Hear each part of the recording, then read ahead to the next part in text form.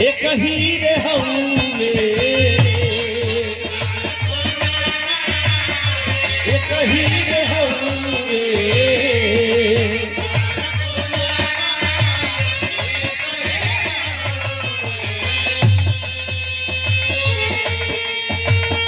सब कर खुनावा एक ही रे हउए धरा माया लगा अलगा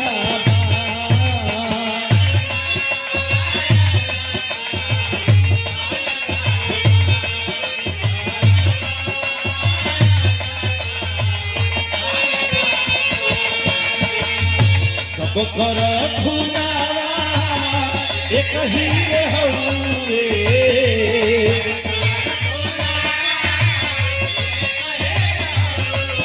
धरा माया लगा अलगा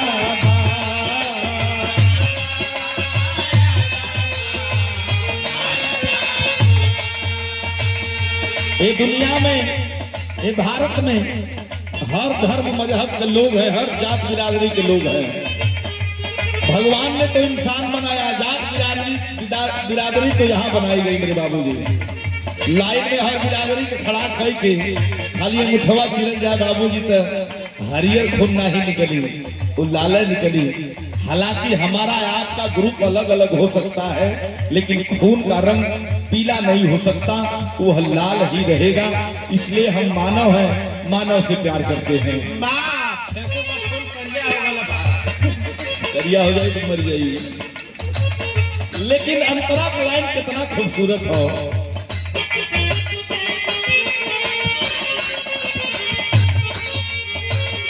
केहू बाबू माई के चरनिया के धोवे, रनिया के धोवे।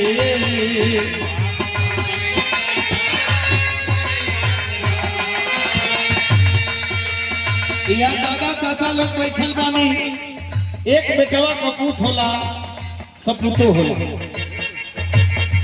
अगर एक बेटा है चाहे चार बेटा, अगर माई बाबू का सेवा करलन तो हर सफलता को हो बेटा पाता है। और जौने घर में माई बाबू रोवलन तो होला का केहू के माई बाबू दिन राति रोवे।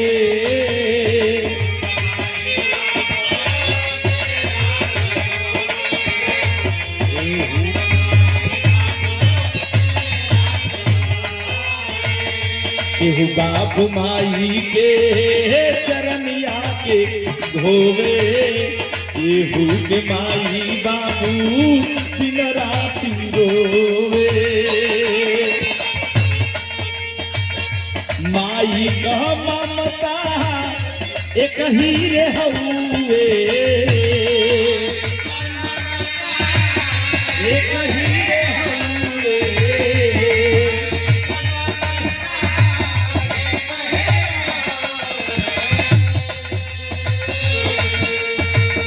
माई का ममता एक ही रे हउए, लला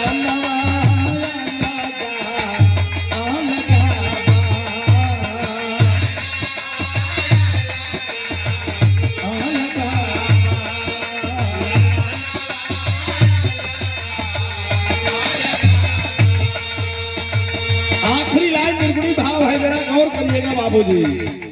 ये दुनिया में जे आई बाओ के जाए के बाद हीरा जन्म पवला,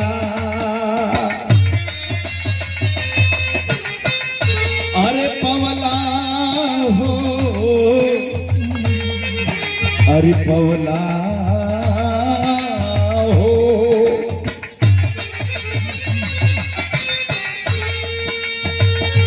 हीरा जन्म पवला सुंदर तान हो,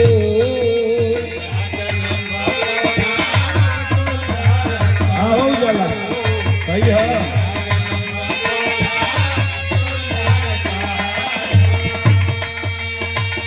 तब काहे अतना बाटे, तब काहे अतना बाटे, चंद तो हर मान हो।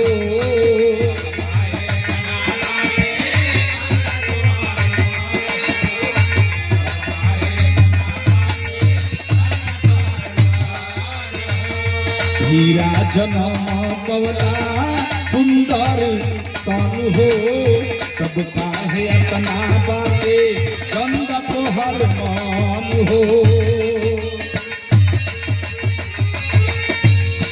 अरे विवेक परमोद तन अरे हाय कही रे हमरे